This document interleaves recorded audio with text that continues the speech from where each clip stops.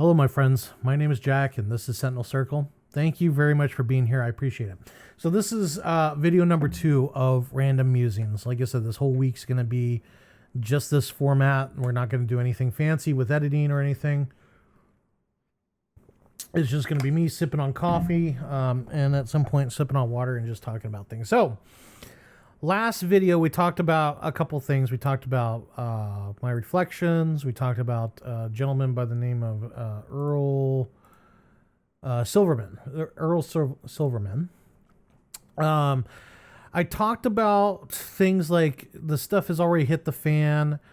Doesn't seem like really nobody's doing much. So, and that was about an hour. So that's kind of the direction I'm going to take this in. So, today I want to discuss a topic that I've been wanting to discuss for a while. So we'll start with, I don't know if anybody really knows, but a gentleman by the name of Sam Fisher, who's been featured in my videos, and I've been on his lives before. We kind of got together, talked. We realized we shared a lot of the same ideas, and he had been talking about wanting to get out of New York for a while. And I said, okay, we'll come down here and, get you set up. That was a mistake. I shouldn't have done that because I was not in a position to really get involved. And I do feel bad about that. I apologized immensely, but he felt that the experience was worth its weight in gold, and I agreed. It made us realize, we're far from doing some of the things that we want to do. Now, in a previous stream, Sam has been an advocate for alternative societies. His view on alternative societies is very different from certain views that I have. But God bless him, he's living in a way that many of us probably would refuse to live. But it's for him, it's not by choice. The issue that he has is he can't get employment. And it really woke me up to a lot of the plight for certain individuals. Now, to kind of give a background, my mother was very big on charity, helping people out, all that stuff. I personally did not really see eye to eye on that, at least in my youth. As I've gotten older, I don't want to say that I agree with it, but I understand it. There's a sort of guilt there, and I think, we talk about the whole, I don't want to use the term white guilt because this isn't a racial thing, but that's as close as I can get to it, is, when she was going to college in the late 80s, early 90s, it wasn't white guilt. It was just like, I guess white's burden, the term white man burden. You have to help those unfortunate enough. And because of your racial background, you have more of an obligation. And I think that's really what it boils down to. I don't particularly subscribe to either of those. The way I view things is, everybody has the capability to improve their lives. The question becomes, okay, well, how do you do it? There's only one way to do it, and that is through hard work and determination. Okay.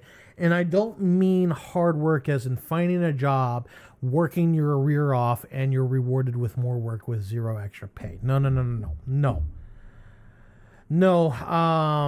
You have to be willing to change your lifestyle. You work hard for you, not for your employer.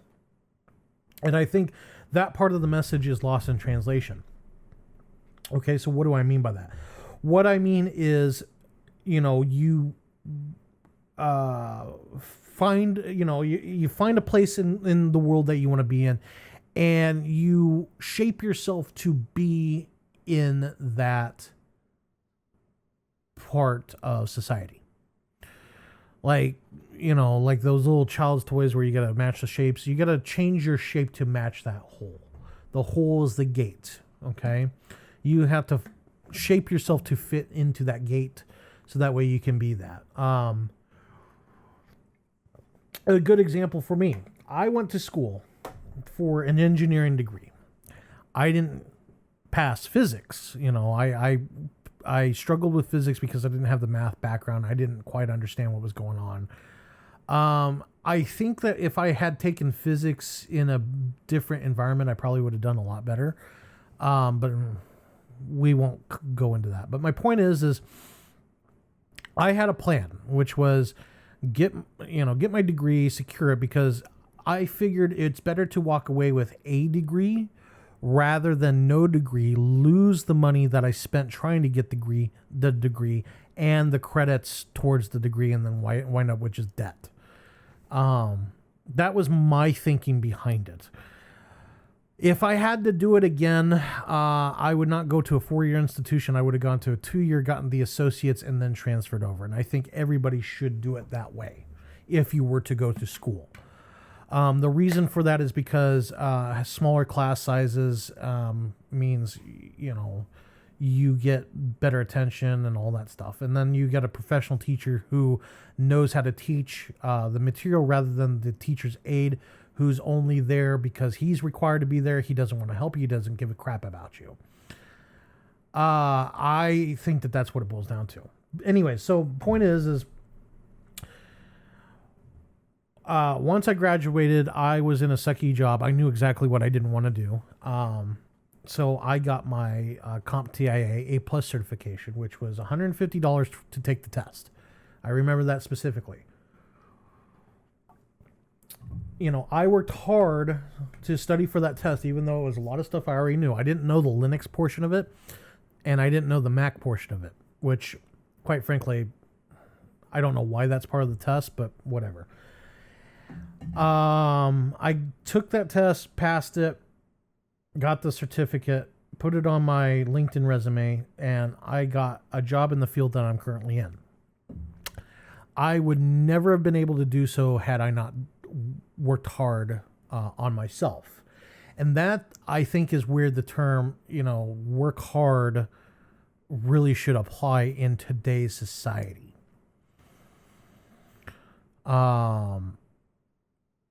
That being stated, I've seen on several Discord servers that I'm a part of, but are not mine, people dooming all the time. They're stuck in this, they work like some crap grocery store job. They're like, well, I'm unmotivated and I can't get out of that cycle. Okay, fine. We're going to do a video one day on finding your why. I mean, the one person in particular that I'm thinking of, he's married, he's got kids, and he's working a minimum wage job. And it's like, dude, there's a world of opportunity. You just got to find your grit. That's just life in general. So anyways, back to my story with Sam. Sam wants to work. He's a hard worker. The problem is I don't want to go too personal into Sam. That's not my story, but I am very sympathetic with his story because I went through it. I'll use my story as the example. As everybody knows, I had legal issues. I was in jail for 8 weeks. I was charged with over 140 felonies. I did get it reduced down to 1 ticket. The problem is when I was applying for jobs, housing, my college, all that stuff, it came up over and over and over again. The problem is a lot of people, they see that, they just ghost. They don't want anything to do with you because they don't care to understand. Be it insurance reasons, legal reasons, whatever. Okay, I get that. I'm not saying that what they're doing is wrong because, I understand that there are circumstances where you don't want to gamble. I get that. But in my situation, when they did the background check, it wasn't the 1 ticket that popped up. it was 10 felony charges that popped up. And it didn't say that I was convicted or not, just charged, even though those charges were dropped. And that's kind of the inherent problem. And I didn't know this. And again, we're going to do a video on it. But certain charges in certain places in the United States can't be dropped. Even if you have your record expunged, they're on there for the rest of your life. Specifically, I'm talking about domestic violence charges.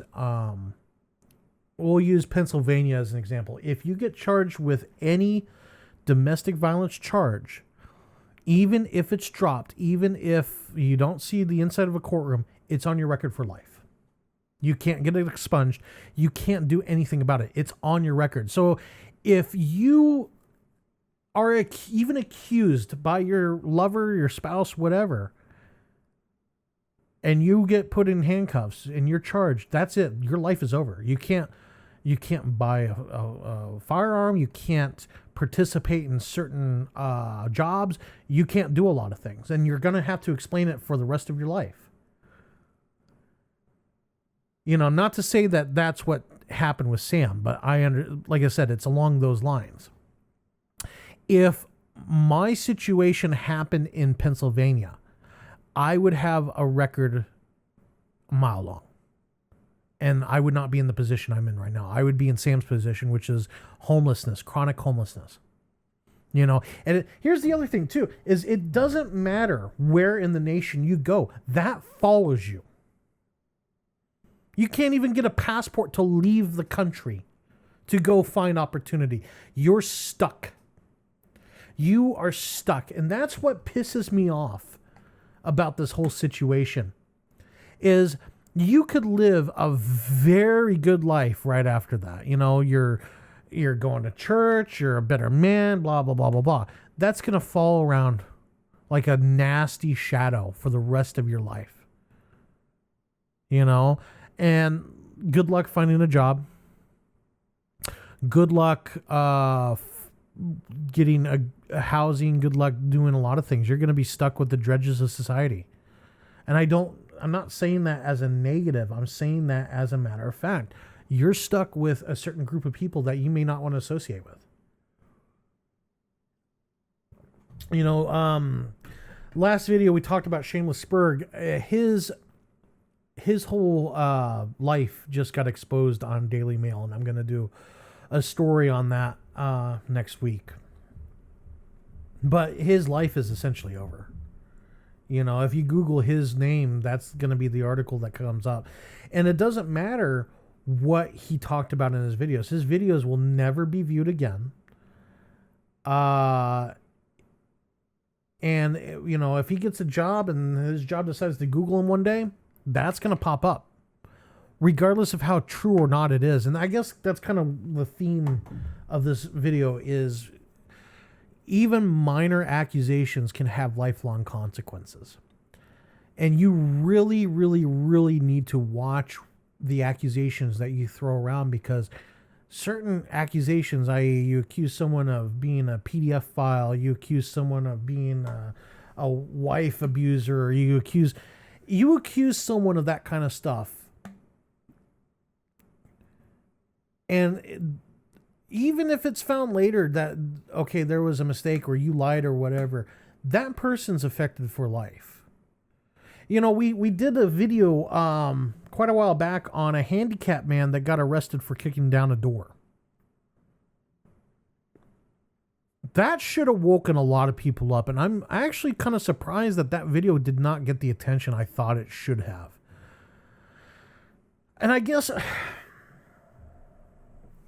what it boils down to is, unless you've been through the criminal justice system, you have no idea. And it's kind of like the whole ignorance is bliss thing. You know, if you have no idea what happens, have no idea what's going on, then it's the furthest from until you get a rude awakening at 2 o'clock in the morning when the sheriff's department knocks on your door. You know, and that's what I'm talking about is we live in an era, we live in a time where a baseless accusation is enough to destroy your life. Even if there's no evidence, none, to back up that accusation, just the fact that it's thrown out there is enough to destroy one's reputation. You know, and how long has this been going on? Well, when was the Duke lacrosse team? That was early 2000s. So it's been going on at least that long. All those men, they're still struggling with employment, with embarrassment. Even though they sued and they won, they still have a stigma about them that they can never shake off. I'm out of coffee now. Gosh dang it. My question to all you is, when is it enough? Are you willing to just sit there and take it? I mean, do the police have to come knocking on your door? Does a reporter have to come knocking on your door before you realize this is a problem? Anyways, so back to my story with Sam. While he was here, he was camped up with a bunch of other people. I mean, he really tried his hardest to get this community going. I could have done more to help, but unfortunately my circumstances prevented that. But he met a few guys. I met these guys. I'm not going to use their names, but this one guy specifically that we met, he's an older gentleman. He went through the ringer. He was, in fact, the park that they're living at right now is just down the street from where his home used to be. His ex-wife resides in that house with her new boyfriend, husband, whatever you want to say.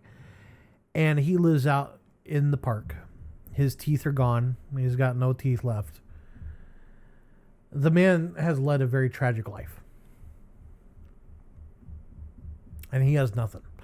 And the things he told me, I'm getting my water now, I apologize. The things he told me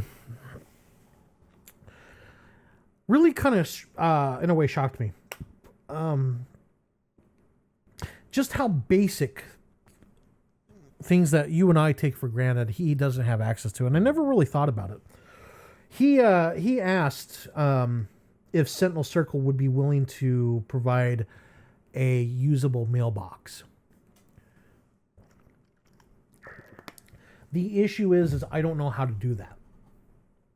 I would love to do that, but I don't know, because there's a bunch of men down there who, and what it boils down to is they need access to mail in order to do things with, say, Social Security. There is a church nearby where every once in a while they'll allow the use of a mailbox for them, but that's assuming you get the right person and they say okay and all that stuff. In general, they don't allow it though. I was thinking about getting a mailbox from like FedEx office, mailbox, etc., whatever you want to call it, UPS store nearby. But then the question of, okay, if it's going to be used by multiple people, how do you have trust? Because the last thing I want is one of those guys to go in there, steal everybody else's mail, and then takes advantage of the whole situation. The conclusion I came up with was, there's really no way to do it. Unless you had like someone who was willing to be the intermediary, who was trustworthy. I thought about letting Sam do it, but like I said, the other issue was the money situation. I don't have a lot of money to be able to do that.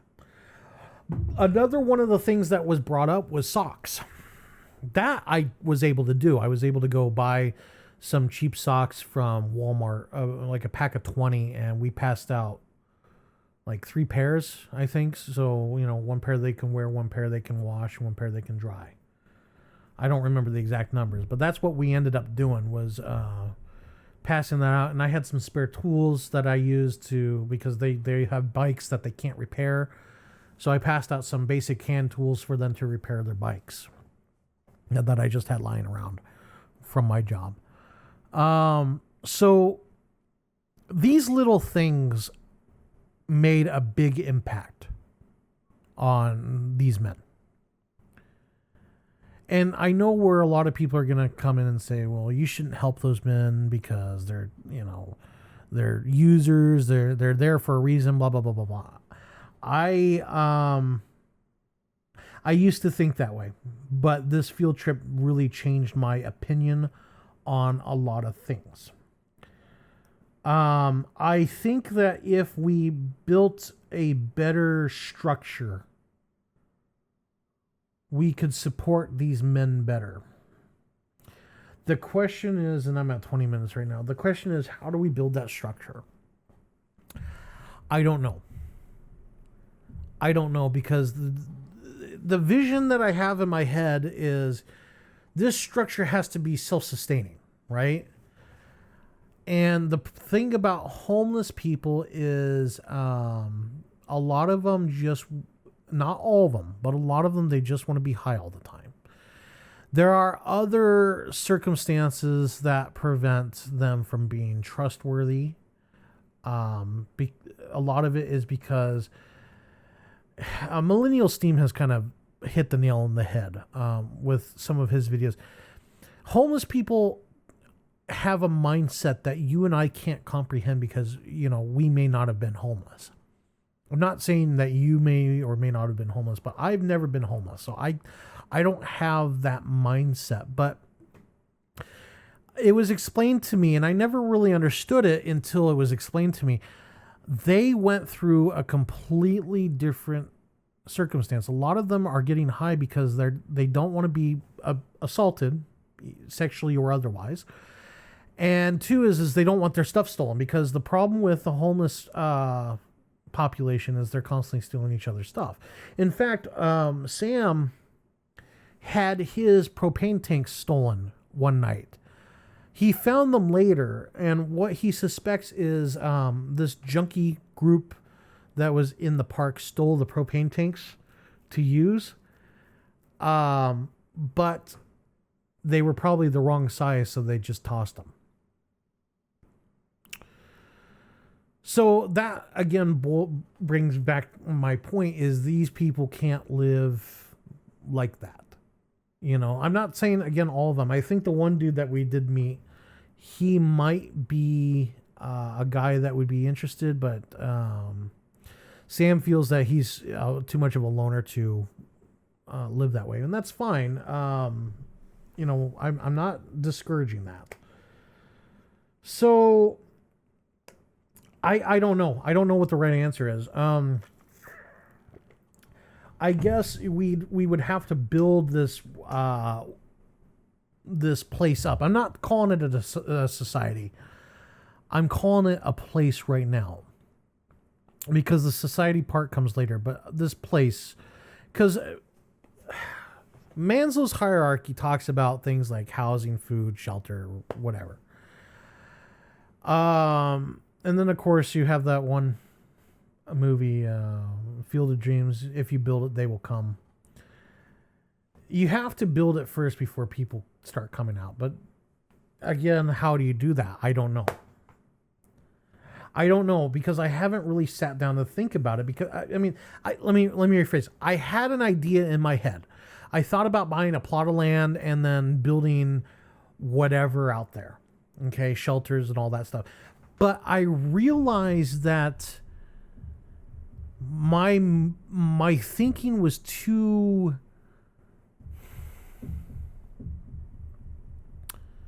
It wasn't correct. It wasn't correct in the sense that I thought too highly of people.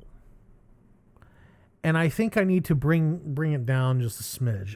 We just had the issue with the Zizian cult, whatever they were, the cult of people based out of San Fran that were kind of doing all sorts of weird.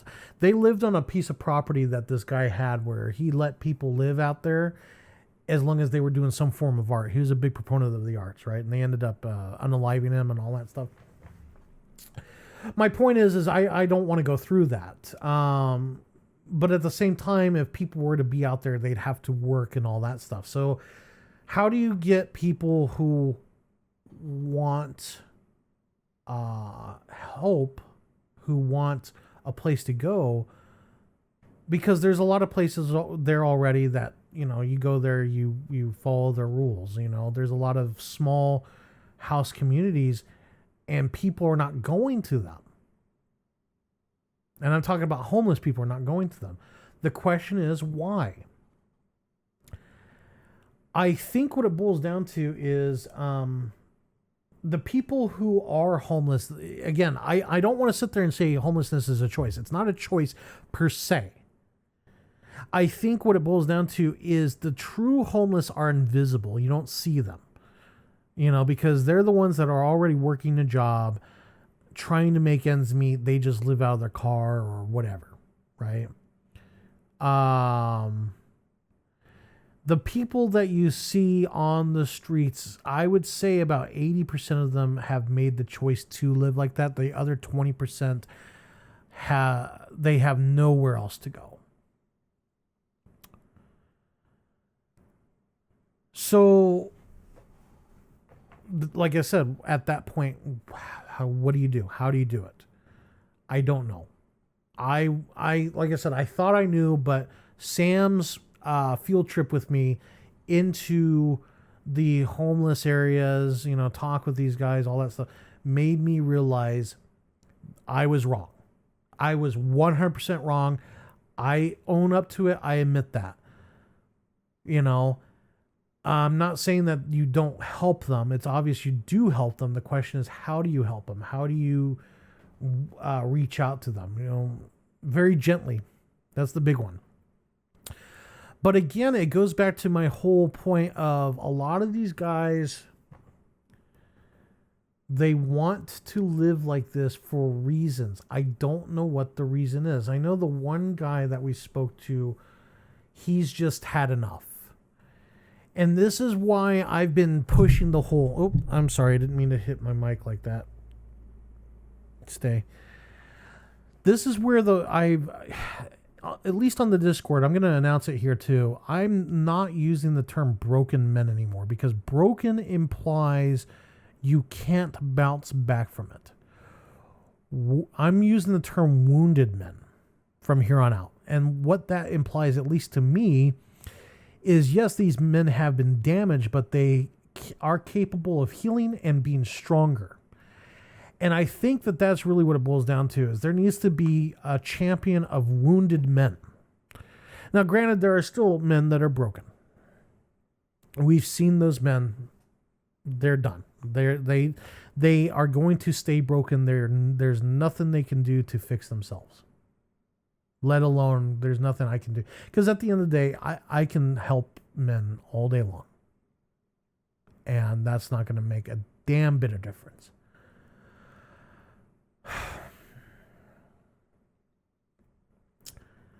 I don't know what else to do at that point then.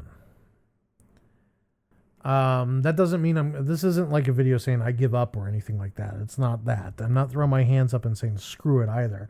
It's more I'm taking everything back to the drawing board and really thinking, and keep in mind, this was around June, July when all this happened. So I've had about a month to 2 months to really sit down and think about it. And I'm going to talk about stuff in the future.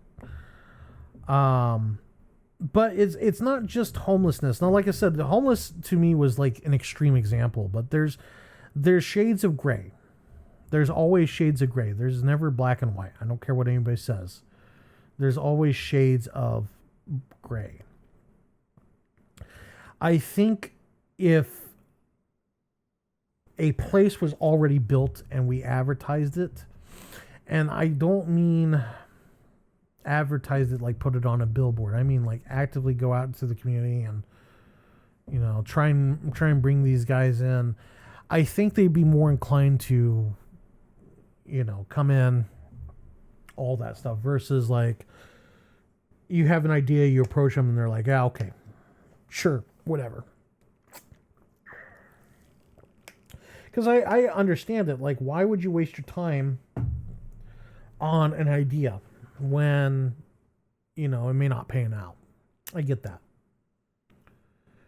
The question then is, okay, well, how do you really approach this whole situation? And I guess that's really where I'm at right now, is I'm thinking about how to approach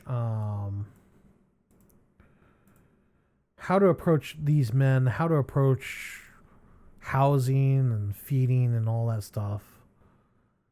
because again, this goes back to, and I don't mean to sound selfish. That's not my intent here. I go back to what happened with me. I would want a place where I could go and be taken care of, no strings attached. There's not a place that exists like that.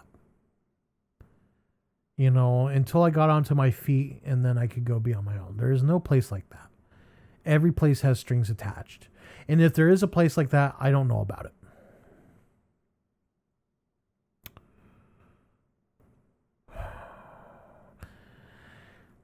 I mean, I was lucky. I had a father that was willing to, I use the term loosely, but support me. You know, he wanted me to plea out to something I didn't do. I refused. And I know why. He was afraid of me going to jail.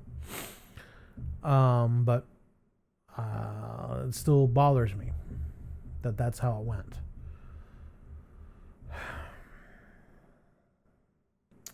So I'm at 30 minutes. I think I'm going to cut this one a little short.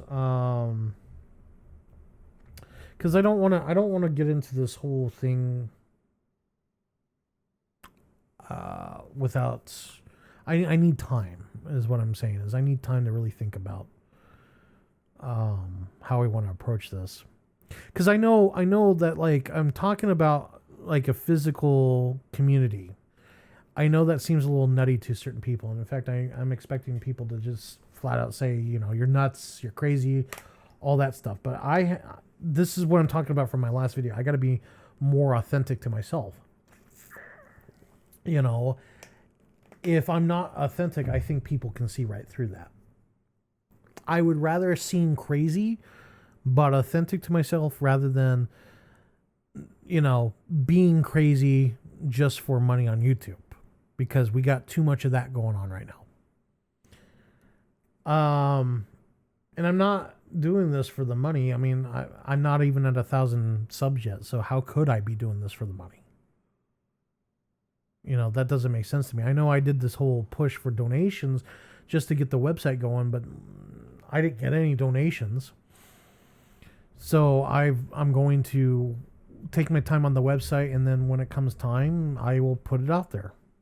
You know, I've taken on a second job and I'm saving my money, you know, because at the end of the day, I have to show that I'm willing to do it. Otherwise, nobody else is going to do it for me.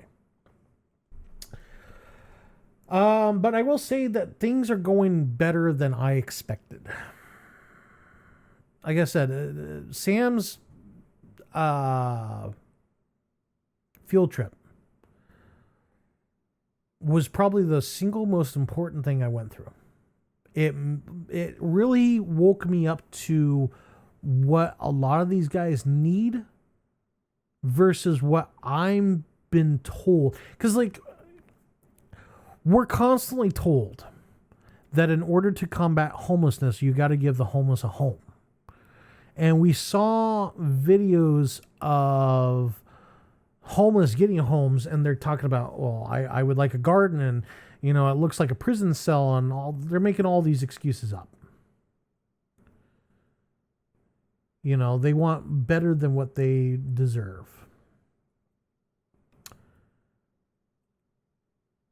I don't know. I don't know which direction it goes in. And again, I'm using homelessness as an extreme example. This place is not just for the homeless. I'm not trying to just help the homeless. I'm helping men who want help. You know, and there's a lot of men out there that want help. I mean, in the last video, I talked about a gentleman, again, by the name of Earl Silverman. He wanted help. There was none. There was one thing that I didn't see going through it, but I saw it later after the first video that I made, where he talked about, for women, there are shelters. For men, there are anger management courses. The whole system is designed around the assumption that the male is the perpetrator in the situation.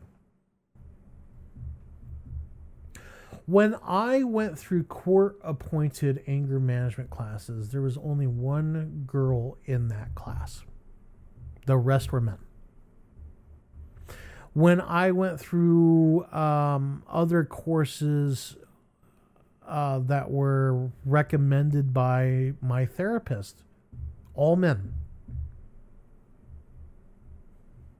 You know?